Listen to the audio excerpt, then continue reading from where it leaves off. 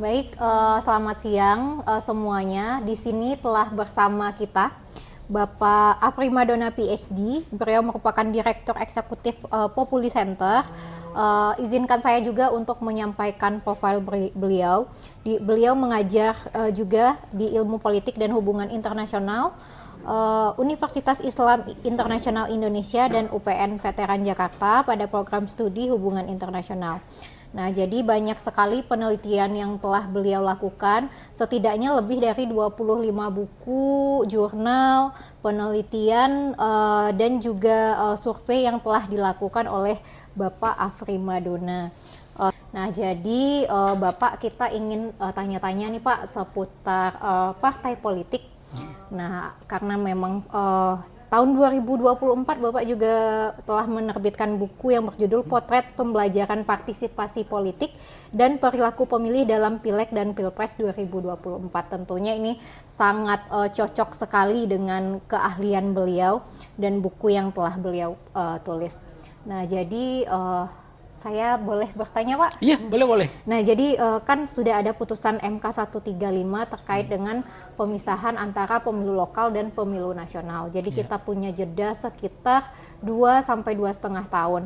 Nah, kira-kira apakah putusan ini akan berdampak terhadap kaderisasi parpol ke depannya? Apakah ini akan memberatkan parpol atau justru lebih meringankan parpol dalam rekrutmen politik dan juga kaderisasi politik di partai politik, Pak? Iya, baik, terima kasih Mbak. Secara umum sebenarnya pemilu terpisah ini kesempatan bagi parpol untuk bekerja sepanjang waktu, ya. Karena pada tahap pertama parpol ya harus mempersiapkan kader-kader untuk maju ke elected office ya di level nasional, terutama legislatif ya, dan dengan demikian parpol akan mendapat kesempatan itu untuk berkompetisi secara nasional gitu. Nah, dari hasil itu seharusnya parpol bisa belajar dan menyusun strategi ya. Jadi dalam beberapa hal begitu ya, pemilu nasional ini juga memberikan kesempatan parpol ya yang mau belajar untuk belajar dari pengalaman pemilu nasionalnya gitu ya, untuk kemudian menyiapkan strategi pada pemilu lokalnya begitu.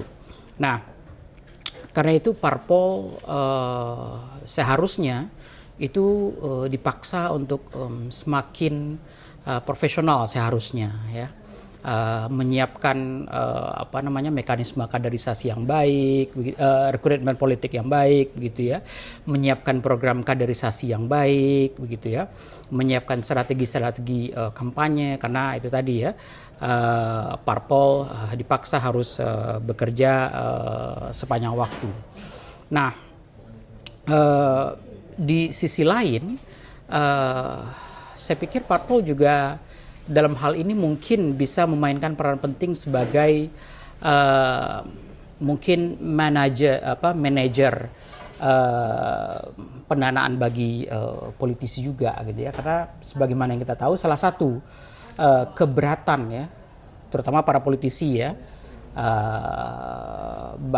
terhadap pemilu pemilu terpisah ini, mereka tidak bisa patungan untuk mendanai mendanai kampanye mereka, mendanai ongkos politik mereka, sehingga mereka biasanya join gitu ya,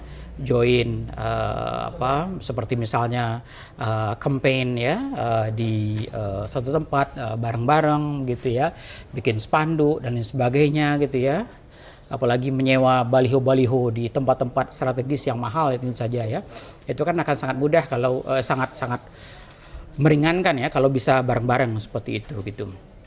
Nah, dalam kondisi seperti ini ya parpol politisi pada akhirnya harus fokus satu-satu gitu. Artinya politisi lokal dia akan bertarung untuk bagaimana mengamankan posisi dia di kontestasi lokal gitu ya. Nasional juga sama seperti itu. Nah, salah satu keberatan mereka kan tadi ya, cost harus mereka tanggung sendiri karena waktu yang relatif terpisah. Nah, tapi dalam hal ini sebenarnya partai politik mungkin ya, kalau dia bisa mereform dirinya dengan baik, dia bisa menjadi dia bisa menjadi manajer pendanaan yang bagus begitu ya. Kayak misalnya di Amerika misalnya gitu ya. Itu kan funding committee dan seterusnya itu kan di partai levelnya begitu. Jadi partai ngepool dana dari para sponsor begitu ya. Kemudian dana itulah kemudian digunakan untuk membiayai politisi-politisi yang mereka jagokan gitu ya. Nah, karena itu kemudian ketika kekuatan keuangan ini berada pada parpol begitu ya, politisi juga tidak bisa besar kepala juga menghadapi parpol jadinya begitu. Sehingga mereka akan bisa tunduk terhadap platform, terhadap kebijakan parpol dan lain sebagainya gitu.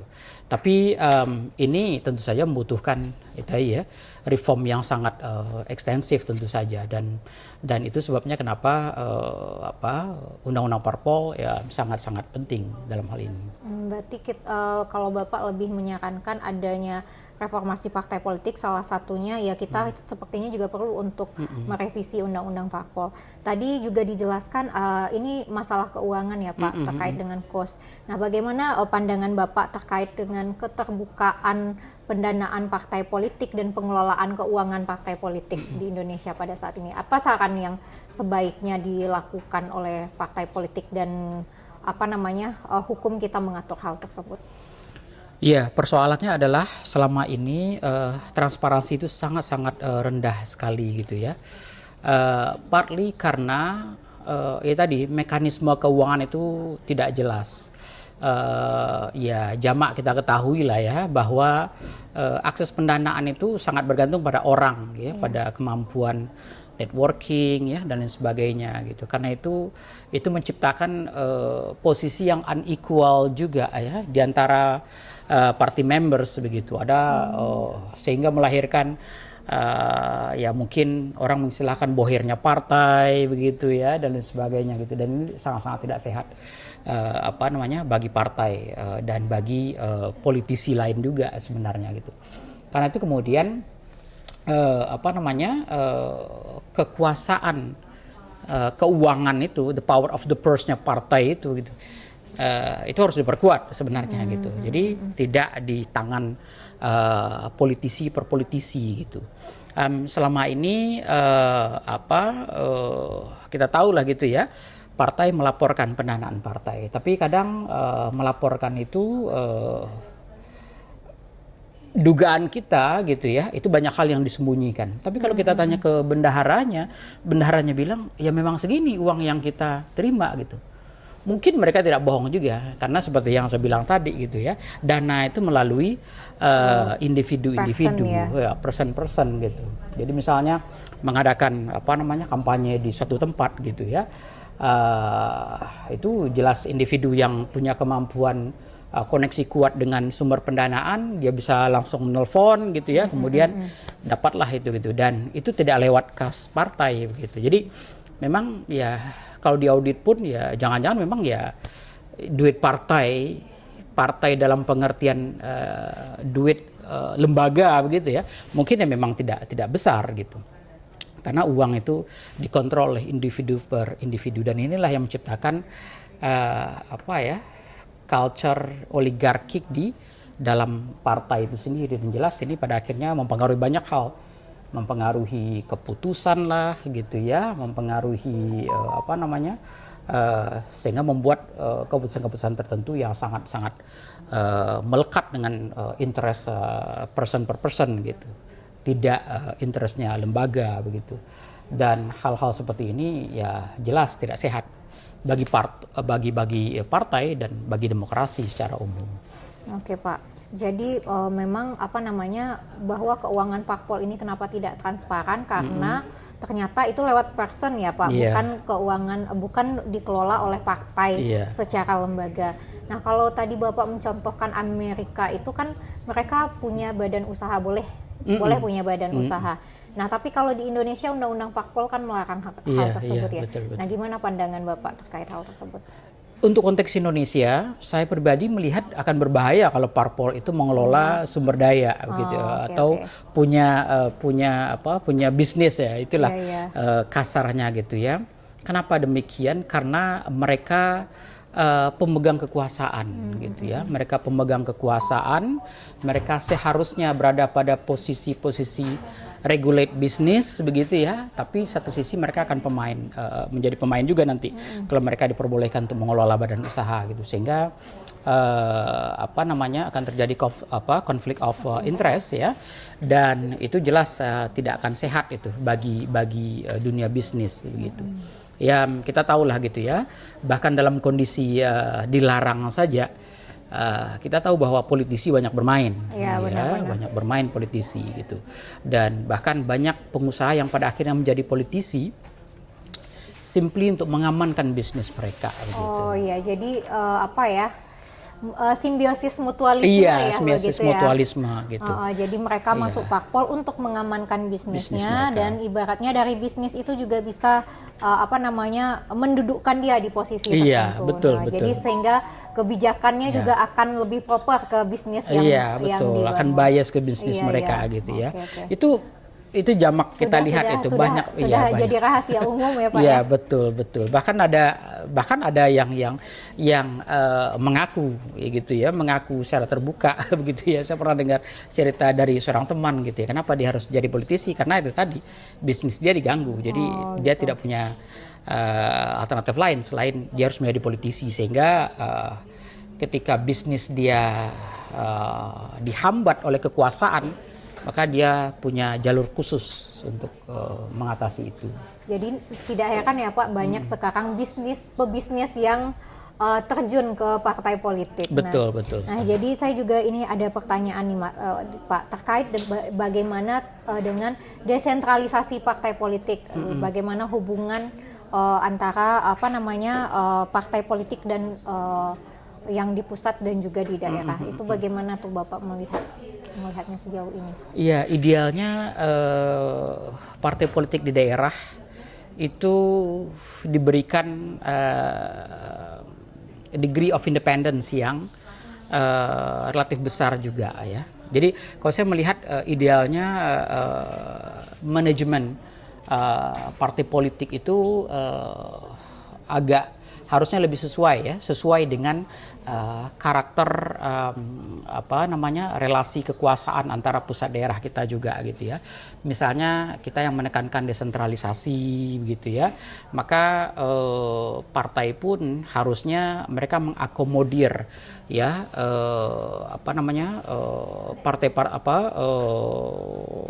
unit-unit di bawah gitu ya, untuk juga fokus memperjuangkan kepentingan kepentingan wilayah mereka masing-masing begitu.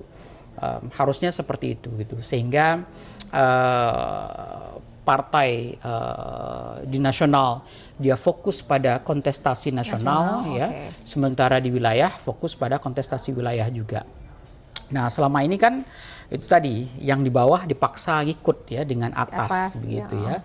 Dipaksa ikut dengan atas, dan ini tentu saja merugikan juga gitu ya. Misalnya di bawah gitu ya, kondisi politik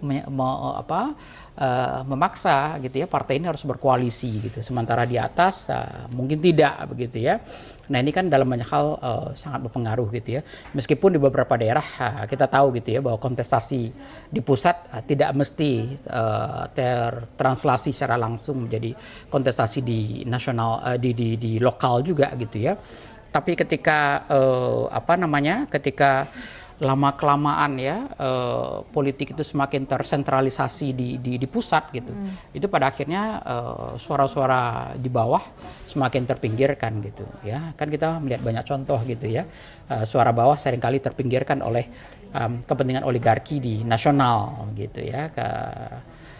Ya seperti pemilihan pengurus partai gitu, misalnya suara bawah si A yang terpilih si B dan seterusnya gitu. Jadi hal-hal seperti ini yang perlu dipikirkan gitu. Kalau tidak ya tadi banyak tokoh-tokoh lokal, politik lokal partai yang pada akhirnya akan pindah partai begitu. kalau dia tidak diakomodir dengan baik. Berarti tidak bagus juga untuk kaderisasinya Iya, ya Pak ya. betul sekali. Terus yang jadi salah satu PR juga ya Pak, itu terkait dengan bagaimana partisipasi perempuan di dalam parpol. Itu bagaimana Bapak melihat kondisi saat ini Pak? Iya, memang di beberapa parpol partisipasi perempuan sudah cukup aktif begitu ya, tapi di banyak parpol lainnya tidak begitu. Nah, salah satu bimbingan saya pernah melakukan risetnya sangat menarik gitu ya. Misalnya melihat PKB itu relatif partisipasi perempuannya relatif tinggi gitu ya. Kenapa? Karena memang jaringan muslimatnya sangat kuat gitu. Dan jaringan muslimat yang kuat ini gitu ya, karena dia punya akar kultural yang kuat, mereka punya kedekatan dengan basis massa yang PKB bergantung pada itu gitu, sehingga mereka punya bargaining power yang relatif kuat gitu ya. Nah, dalam hal ini kader perempuan justru menjadi keunggulan karena itu tadi ya, karena mereka vote gather yang bagus begitu ya. Kemudian mereka juga memiliki kemampuan untuk tadi mengakses jaringan-jaringan perempuan yang kemampuan mobilisasinya sangat bagus ya, dan pengajian perempuan itu kan terutama di kalangan muslim ya, itu kan aktif. Iya, difasilitasi, dan mereka aktif pengajian kan, minimal kan mereka sekali seminggu itu pasti ketemu itu. Gitu. Jadi itu semakin menguatkan di antara mereka gitu. Dan itu kemudian menjadi corong-corong kampanye dan mobilisasi juga, itu sangat menguntungkan gitu. Tapi memang ini tergantung pada karakteristik kultural hubungan partai dengan voternya begitu. Memang tradisi atau pola relasi di PKB ini mungkin tidak bisa terreplikasi dengan baik di partai lain, tidak bisa direplikasi di partai lain begitu ya. Jadi memang ini keunikan PKB begitu. Berbeda dengan PAN gitu misalnya. PAN ini mereka juga punya jaringan perempuan yang bagus juga sebenarnya kan, Aisyah. Tapi Aisyah itu kan dari dulu relatif profesional begitu. Tidak terlalu dekat, bukan tidak dekat ya, tapi tidak terlalu terpolitisasi gitu ya, secara kultural, berbeda dengan PKB dan seterusnya gitu. Dan ini juga yang menjelaskan kenapa kader-kader perempuan Muhammadiyah ya tidak terlalu peduli juga dengan apakah mereka harus memilih PAN dan lain sebagainya gitu. Ditambah dengan identitas PAN yang membingungkan juga gitu ya. Benar. Tidak bisa identik dengan Muhammadiyah, berbeda dengan PKB ya yang identik dengan NU gitu. Benar-benar kira-kira. Nah, jadi sebenarnya sangat banyak ya PR partai politik di Indonesia saat ini, baik itu bagaimana relasi antara pengurus partai di pusat dan juga di daerah, lalu terkait dengan PR utama itu adalah transparansi keuangan partai politik. Lalu bagaimana juga dengan kaderisasi, terus hubungan antara partai dengan voter dan juga keterwakilan perempuan. Nah, jadi kalau dari Bapak, bagaimana setelah kita bahas ini, bagaimana sih reform parpol yang harus dilakukan dari kompleksitas masalah yang sangat banyak ini? Karena kan memang partai politik ini merupakan jembatan penghubung gitu, agar legislatif dan eksekutif ini bisa duduk dan di pemerintahan dan akhirnya bisa membuat kebijakan.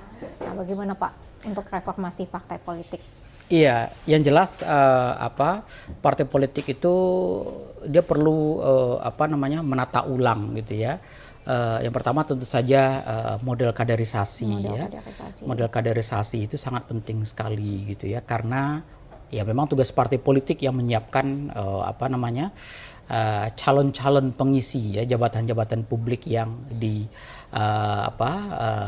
dipertarungkan, kira-kira seperti itu. Jadi mereka harus menjamin itu bahwa kader-kader yang mereka majukan itu adalah mereka-mereka yang sangat kompeten, dan karena itu partai harus sedemikian rupa begitu ya, dipaksa ya untuk membuat mekanisme rekrutmen yang bisa menghasilkan calon politisi yang kompeten gitu ya. Selama ini partai lebih banyak bergantung kepada resources politisi justru begitu. Akibatnya partai menjadi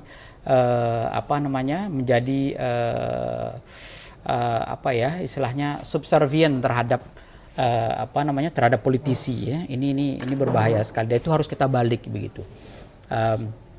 Karena mengelola pada akhirnya mengelola individu per individu itu lebih rumit ketimbang mengelola lembaganya. Kalau lembaga sudah oke, maka lembaga itu akan punya kemampuan untuk mengelola individu gitu ya. Kita ya seperti kalau di luar negeri itu kan ada whip party gitu ya. Ada istilahnya pelecutnya politisi gitu ya, yang berusaha yang official ya, yang tugasnya adalah menjaga supaya disiplin partai members itu sangat disiplin terhadap platform partai begitu ya. Kalau ada masalah mereka ingatkan dan sebagainya. Kita di Indonesia belum ada hal seperti itu gitu ya. Karena partai kita memang sangat lemah. Nah, karena itu kemudian mulai dari rekrutmen itu harus di reform.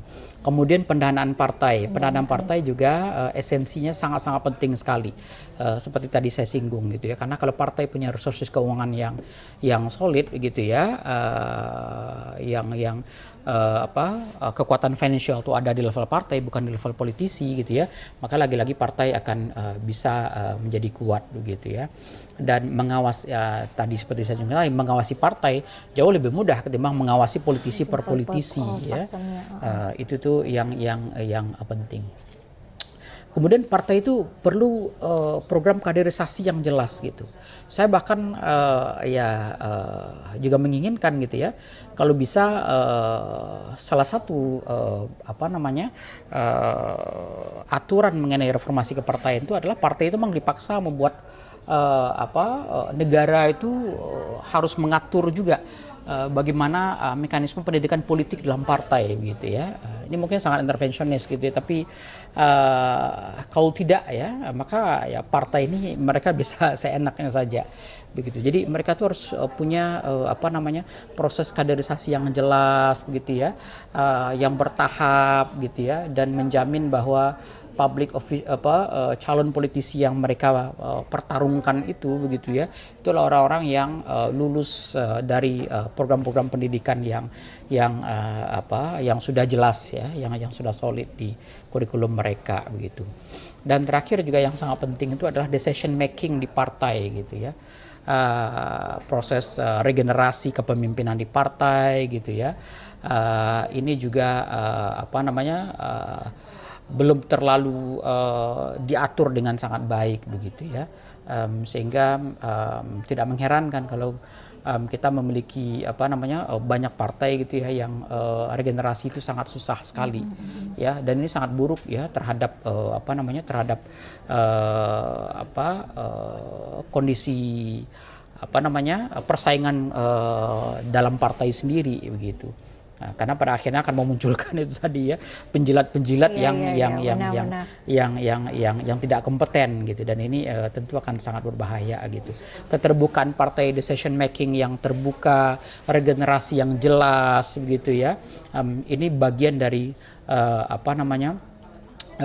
reformasi pengelolaan partai yang perlu dipikirkan banget. Kalau kita memiliki partai yang solid gitu ya, maka ya kita mengharapkan akan muncul para politisi yang juga kompeten dan ideologis begitu ya, punya policy positioning yang baik itu, yang jelas begitu ya, dan dengan kontrol partai yang kuat gitu ya, ya mereka juga bisa disiplin ketika mereka menduduki jabatan-jabatan publik ini. Itu harapan kita ya. Mudah-mudahan. Ya, Pak, ya. Ya, mudah-mudahan ya Pak ya. Jadi kan kita punya banyak partai politiknya. Kira-kira ada nggak partai politik yang bisa kita contoh gitu kalau kita melihat konteks di Indonesia yang mungkin ada yang sudah baik, atau ada nggak Pak kira-kira? Atau semuanya bobrok semua? Sebenarnya in terms of management gitu ya, ada beberapa partai yang sudah lumayan bagus gitu ya. Paling nggak ada generasi kepemimpinan dan sebagainya gitu ya, seperti misalnya PKS begitu ya. kemudian Golkar to some extent gitu ya. Tetapi partai-partai lain begitu itu sangat-sangat oligarkis gitu ya, dan sangat-sangat figur sentris. Ya, Itu tuh berbahaya. Figur sentrisnya memang sangat berbahaya karena ya manusia akan datang dan pergi gitu ya. Tapi ya kita jangan bikin institusi yang umurnya seumur manusia itu gitu ya. Jadi semua partai harus memikirkan itu. Ya, partai itu harus punya intellectual leadership gitu ya. Tapi intellectual leadershipnya itu jangan mengikat pada individu gitu ya. Tapi dia harus menciptakan warna intellectual leadership yang terlembaga dengan baik gitu. Nah, itu yang kita harapkan gitu. Oke Pak, jadi sangat banyak ya PR-nya. Reformasi partai politik harus dilakukan, baik itu dari segi rekrutmen, pendanaan, bagaimana pendidikan dan kaderisasi partai politik, dan jangan sampai melahirkan penjilat-penjilat yang tidak kompeten. Bahkan ibaratnya yang kompeten jadinya yang malah tersingkirkan. Betul. Karena situasi dari partai politik yang tidak baik. Mungkin itu sangat insightful yang telah disampaikan oleh Bapak Afri Madona, panggilannya Pak Afri. Pak Afri, saya Prima dan Pak Afri Madona, sangat insightful sekali. Semoga ini mampu membuka mata kita secara lebar bahwasanya memang partai politik di Indonesia ini harus segera direformasi, baik itu melalui partai politik itu sendiri dengan rekrutmen, bagaimana transparansi keuangan partai politik maupun melalui kodifikasi undang-undang parpol.